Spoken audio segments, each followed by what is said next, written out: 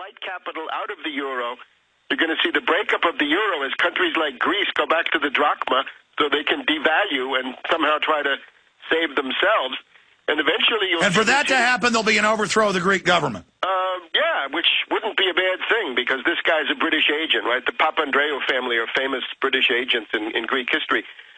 Germany is dependent on exports and China, and I think Germany is going to get itself into quite a fix, too. Germany is also quite highly indebted. That's another question. Why is...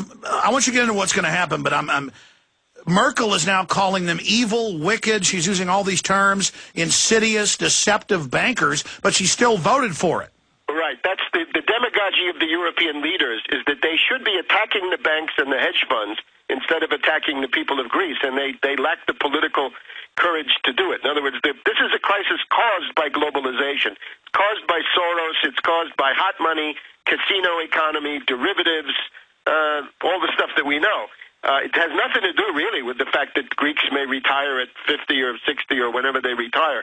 Anyway, the breakdown, the chaotic collapse of the European currency, the euro, the chaotic collapse of the European Central Bank, a lot of these countries going into severe depression and social unrest. Then, kicking over, the chaotic panic runs on the British pound, plus then the connection is the euro-dollar market. When those banks go bankrupt in London, they'll start dumping euro-dollar assets. That may be the thing to sink the dollar. We always thought it would be China dumping the dollar or somebody else like this. I think it's likely to be the British. That would be true to form for them. And then, of course, when that happens, then you've got a dollar crisis in the U.S. I would think you've got to think about panic runs on the Federal Reserve. But doesn't the dollar go up at first as Europe falls, and then about a week later or a month later it plunges? Yes, right. I mean, right now we're in the fool's paradise phase where they say, oh, we saved the dollar by wrecking the euro. Too bad it is one world economy, and this is going to bring down the dollar.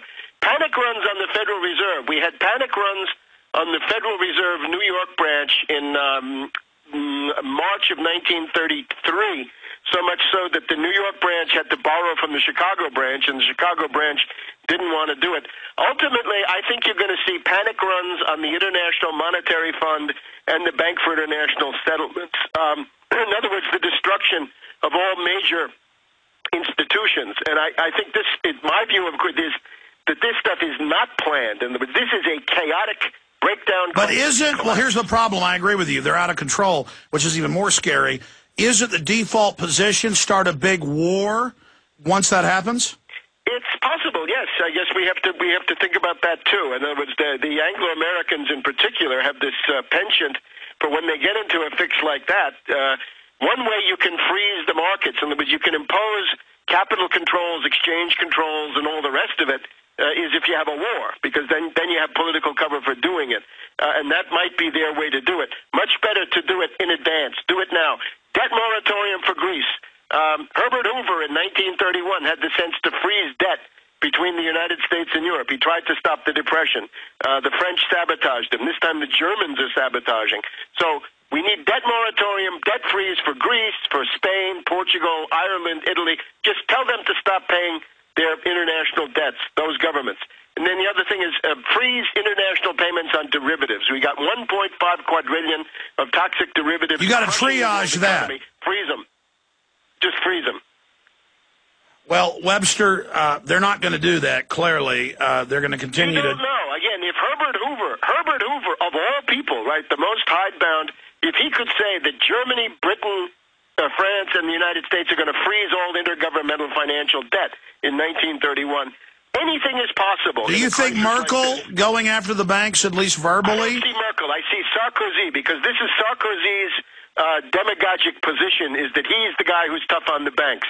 And I see Berlusconi joining in, because Berlusconi will be bankrupt if he doesn't. Italy is not at the top of the list, but getting towards the top now. After Spain, Italy, for example. All right. And time frames, weeks, months till we see this? Normally, the timetable, this depression has been behaving pretty much like the last depression. So we had a year and a half between the first big crash and now the collapse of Europe. In 1931, the collapse of Europe took 6 months, from Austria, Germany to Britain. When Britain defaulted on gold in September 1931. That was the end of the European banking system. And then we had the third wave, which was the banking panic in the U.S., right, when every bank shut down between the end of 32 and the beginning of 33. So we're talking about a 2.5, 3-year period? I think this time, though, it seems to me that Well, no, we're already 2 years in, so another year. We're a year and a half, more or less, in. But I think this time the distance between the second wave, where we are now, we're in the beginning of the second wave, the distance between the second wave and the third wave is much less because we have derivatives and we have this euro-dollar market and we have a more integrated economy. The other thing that's fighting against that, though, is these huge bailouts, which we didn't have in 1931, which do tend to slow things down a little bit. So I would say at most, within 6 months, Europe will be completely collapsed, and then a panic run on U.S. banks within about, a year and a half from now. All right, Webster. Very most. I think less. Webster Tarpley, Doctor of Economics. Great track record of predicting this. We'll talk to you for a full hour on Tuesday. God bless you. See you then. Bye-bye. Thank you. All right, now, shifting gears again the last 3-4 minutes. I apologize to callers. We got to most of you, but Stefan, Cliff, Mike, Jared, may not get to you. George, Joe, Ralph, I'm going to try now. I had open phones for Hispanics. All this videos of the communist La Reconquistas being given media support. Film director Robert Rodriguez making basically a race war film, Machete, coming out in September. Are they concerned about this? What do they think about it? George in Washington, you're on the air. Go ahead. Hello? Yes, George. Thanks for holding. Go ahead. Yes. How you doing today, Mr. Jones? I'm doing okay, buddy. What's up? All right. Well, here's what I think about the whole thing. It's double-edged for me because you guys have a point. I mean, I came here from Honduras when I was about 3 years old, and we naturalized. That's the way to do it. That's the way you got to do it, especially if you want to be part of this great state. I mean, this great country, you know? And then coming and pouring in by the thousands, the millions maybe, I'm not sure. It's just, it's sucking up all the resources, and we're going into debt. It's like an agent of chaos. It's an agent of chaos. It's an agent of chaos. Yeah, and that's what it's going to do. I'm over here in Washington, right, and I'm thinking to myself, okay, maybe it's just like the border states. But no, this thing is going everywhere. It's reaching out all over the country. Like, if you look up Seattle police beat down innocent Hispanic man, you're going to see what's going on. Like, this thing is reaching all over the place, and it has to stop. No, we're going to cover that tomorrow, the cops stomping on the Hispanic guy's hand for no reason, and then they're making it like it's racial. If you're wearing a cowboy hat, they call you redneck when they're white cops kicking you. If you're black, they call you, and they're calling him something racial. That's because police have been trained to act like this, period, and that's going to be used racially. I agree with you, and it's wrong. It's wrong.